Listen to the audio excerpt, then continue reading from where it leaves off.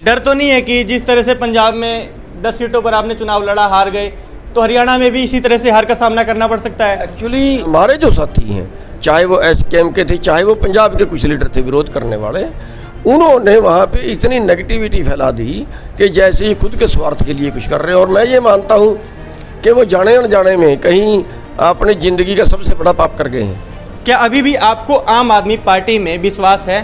अगर सरकार किसानों के हित में, जनता के हित में फैसला लेती है तो हम स्वागत करेंगे, बिल्कुल स्वागत करेंगे। जो भी करेगी, आम आदमी पार्टी करे, कल को दूसरी कर दे, अगर बीजेपी कर दे फिर हम उसका भी स्वागत करेंगे। कर दे, आज सारे किसानों का कर्जा माफ़ कर दे, एमएसपी लागू कर दे, मैं आपके साथ में चलूँगा, मोदी को माला पा के आऊँगा। अगर बीजेपी ये सारी बात मान लेती है तो मोदी जी को माला आप स्वयं जाकर पहनाएंगे? बिल्कुल पहनाऊँगा। सारे किसानों का कर्जा माफ़ कर दे, एमएसपी रिपोर्ट लागू कर दे उसके स्वामीनाथन की रिपोर्ट के हिसाब से, तो आपके साथ जाके माला पा के आऊँगा। मोदी जी तो तैयार है, उनका कहना है कि किसान मेरे भाई हैं, किसान भाई मेरे बेटे हैं और मैं उनका बेटा हूँ। कहने में और करने में अंतर होता है ना, ये आपदा में अवसर ढूंढते हैं। अरविंद केजरीवाल या मनोहर लाल खट्टर, दोनों में कौन आपको सबसे अच्छा लगता है?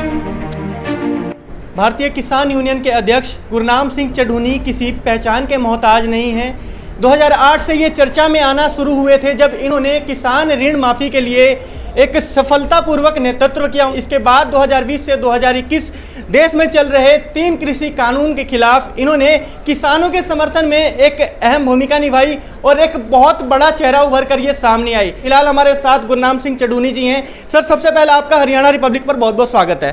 जी, बहुत धन्यवाद।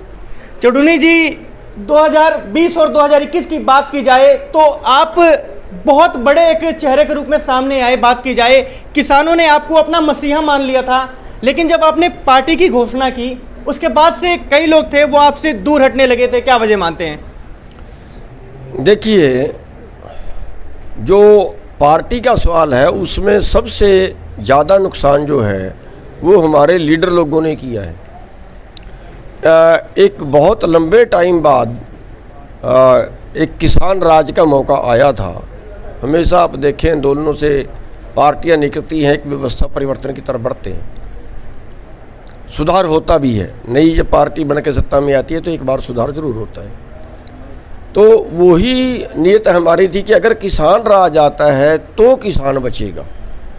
लेकिन जो हमारे ही साथी थे किसान नेता, उन्होंने ये मान लिया कि कहीं इनका कोई निजी स्वार्थ उसके लिए, जबकि हमारा था कि किसान के लिए हम लड़ रहे हैं, ताउम्र से लड़ रहे हैं।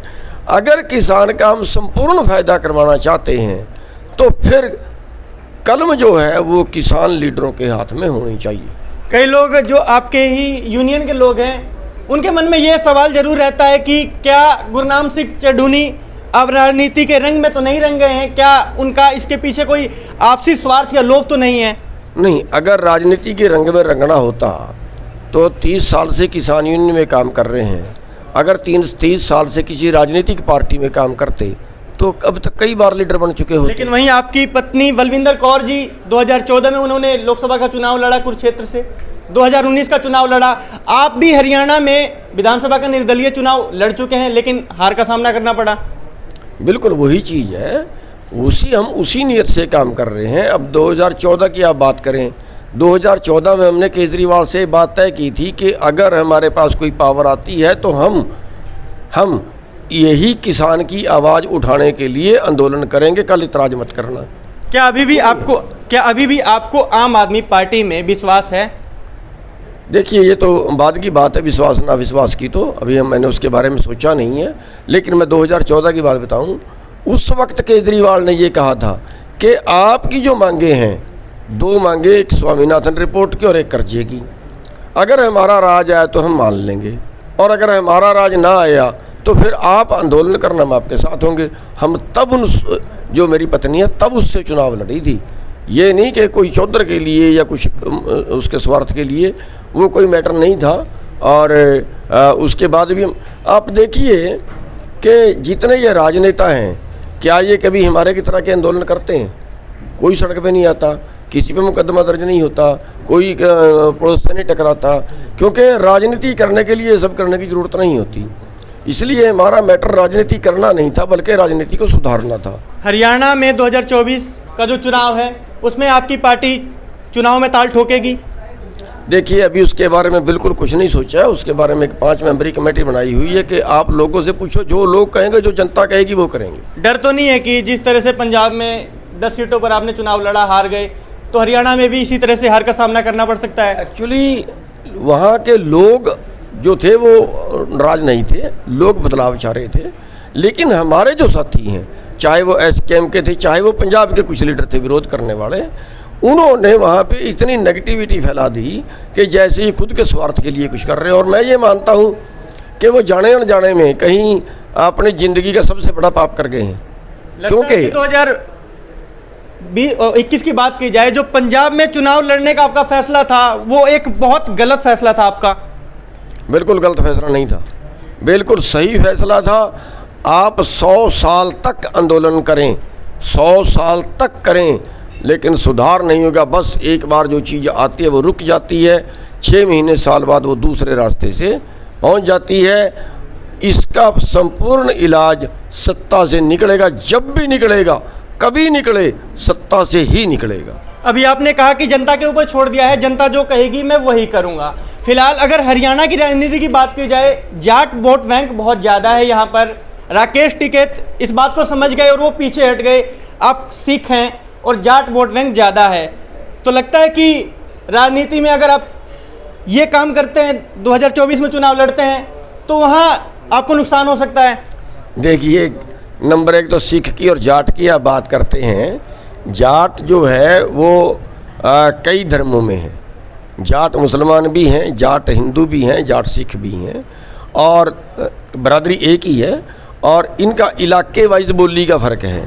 जैसे पंजाब वालों का पंजाबी है, यहाँ वालों का, मैं तो इन्हीं वाली बोली बोलता हूँ, तो यहाँ के उस भाषा का फ़र्क आ गया। अगर हम राजस्थान में चले जाएँ, वहाँ का जाट और भाषा बोलता है। मध्य प्रदेश में चले जाएँ, वहाँ का जाट और भाषा बोलता है। मुसलमान जाट हैं तो वो उनके अलग तरह के रीति रिवाज हो सकते हैं।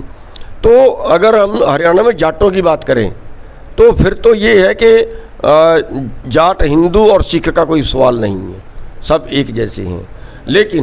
लेकिन हम इंसानियत में विश्वास रखते हैं कि इंसानियत के लिए हमें सबको काम करना चाहिए। पंजाब में आम आदमी पार्टी की सरकार बन गई है और वहाँ पर एक एक करके कई घोषणाएं हो रही हैं किसानों के हितों में भी। अभी हमने देखा कि कई फैसले लिए गए।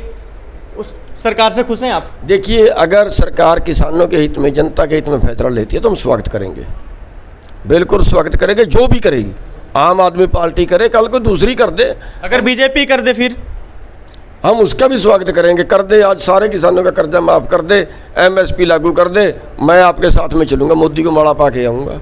अगर बीजेपी ये सारी बात मान लेती है तो मोदी जी को माला आप स्वयं जाकर पहनाएंगे? बिल्कुल पहनाऊँगा। सारे किसानों का कर्जा माफ़ कर दे, एमएसपी रिपोर्ट लागू कर दे उसके स्वामीनाथन की रिपोर्ट के हिसाब से, तो आपके साथ जाके माला पा के आऊँगा।